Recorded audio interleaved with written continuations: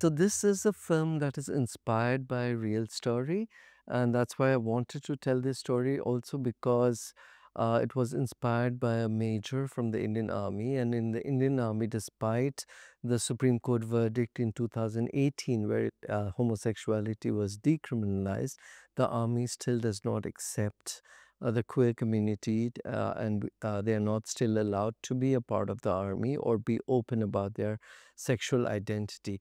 And so for me, I've always been speaking about queer rights in India right from 2005 with my first film. And it was important for me that every space that does not treat me as a person, as an equal person, to keep resisting and to keep questioning that so that we move towards a world which is much more equal.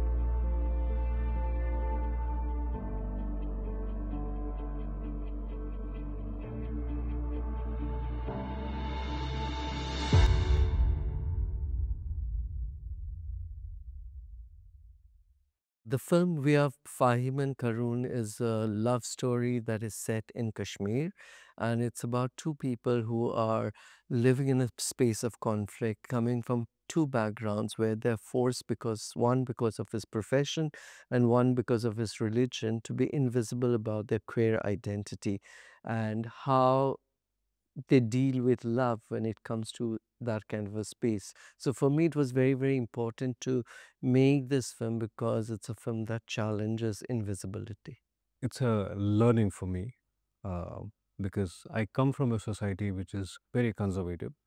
And before the film I did, I had a minimal connection to the queer world.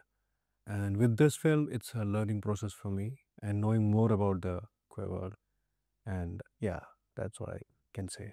I wanted to cast authentic, so I wanted to cast all the Kashmiri, because this is probably the first queer feature film coming out of Kashmir, which is entirely shot in Kashmir in Kashmiri language.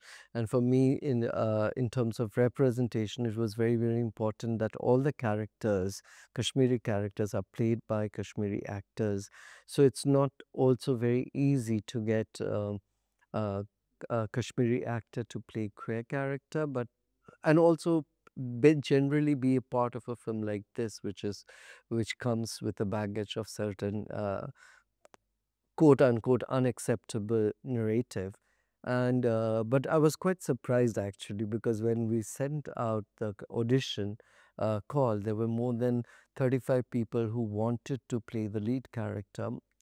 And then finally, when we, zeroed down on Mir Tausif to play Fahim, asked him that,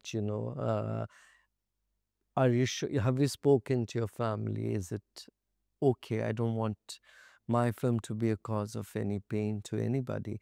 And he was like, okay, in Kashmir, probably this film won't get released. And I know that as an actor, if I work in this film, I can make a mark for myself. I can be seen. It will be a talked about film. And for me, it's something I would want to do because of that. I was being auditioned. I was just at home having tea and cookies. I got a call that you have to audition for a brother, and this is a Kashmiri family film and with the concept of LGBTQ. Yeah. I'm playing brother of uh, Fahim, which is the main lead of the film. Uh, the story revolves around two guys who are in love. And through my lens of the character, I would say that um, it's a very layered character. It has its own, the character has its own story and he has its own conflicts going within. Uh, some incident has happened to him. Because of that, it's very conflicting for him to decide what he has to do in life. Other than that, in the beginning, when he knows about his brother, uh, at first it's a shock for him, obviously, because he comes from a certain background. And with time, while the film continues, while the story goes on, he starts accepting his brother instead of beating him up or something else. Yeah, that's the character. So for me, what fascinated me about when I chose this place to shoot is that, before shooting, at least I've been to the place for 6 times, and the first time I went, what I loved about the place was there was a certain starkness to the landscape of the space. Unlike most of Kashmir, which is very lush, green, pretty, this is not pretty. It's beautiful, it's stunning, but it's also cold. There is a sense of loneliness, there is a sense of longing, and felt that that could kind of add to, because at the end of it, it's also a film about longing, and also for me, I also wanted to create a space which is in a area which is looked as conflict, where necessarily the people who are pitched as two opposite sides are much more in uh, interaction together, and this was a place, one of the few places in Kashmir where that was happening, that there was much more interaction usually in everyday life between the army and the locals. For me, this film, the reason I saw CinemaScope and similarly Dolby Atmos is that I want this film to be released in the mainstream theaters, multiplexes in India, and people who are kind of accustomed to watching mainstream Indian cinema, because this is not really mainstream, right? But I want them to watch the film, so I want to use the way they're used to hearing and watching, so that suddenly they don't see it, oh, this is supposed to be an art film which is only watched at festivals or at special screenings. I want them to watch this film as any other film, because that's how, I feel queer films, it's very, very queer narratives are very, very not that popular in India, and you don't see so many of them. And so for me, it's important to normalize every aspect of it as much as possible and not make it seem like this, oh, it's a small film. No, it's this narrative deserves as much as any other narrative does. I read the whole script in the beginning, which is when I wasn't thinking about the character first when I read the script. While reading the script, I was smiling throughout while reading the script. Then later I focused on my character, which was um, actually the character which I played is all around in the society. It's the observation from the society.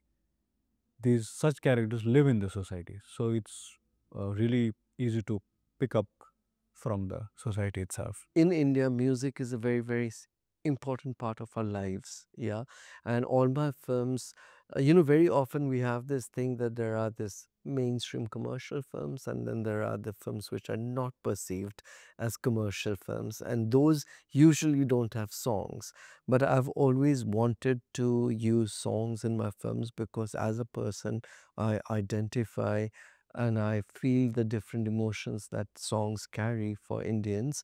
Secondly, I also think that it's very, very important that my films are accessible to the audience in India, and I feel that background music and songs play a very important part in the language of Indian cinema, and I want to own to the heritage of the language of Indian cinema, and to use it in a different way, where I don't really have people singing and dancing, but it's there in terms of leading the narrative forward. So that's how I've used the uh, uh, texture, and I've also used local Kashmiri singers, local instruments that's been used in the landscape of the film, because it was based on a real story about an army man. So in India, there's this law that you have to get the script passed by the Ministry of Defense. So when I sent the script to the Ministry of Defense, the film was rejected, and I was told that I can't shoot the film. And I kept asking them why, and they didn't give me any reason. And 3 months later, the discussion came up to the parliament, and the secretary of defense told the parliament that it's derogatory towards the army to show someone as gay, and it is a threat to the national security. And at that point I thought that, it was very difficult because all the possible finances backed away, because the government banned the script. But for me, that kind of was a signal that I have to make the film. So I decided to use all my personal savings. It was coincidental that my life insurance had just matured, so I decided to invest the entire thing in the film. Because for me, in a way, it's not a defeat, because the conversation, it started a conversation in the parliament, and I feel that everything that we achieve today as queer people who have got a certain rights today in India and different parts of the world is because we started the conversations. We kept resisting. And then I made some cosmetics changes. So theoretically, I show in the film that this person is a security man, not quote unquote army, but the story remains the same. And I feel that sometimes this is what I learned from Iranian cinema, I think, that you say what you want to say, just camouflage it. My challenge. Um, Challenge, I would say,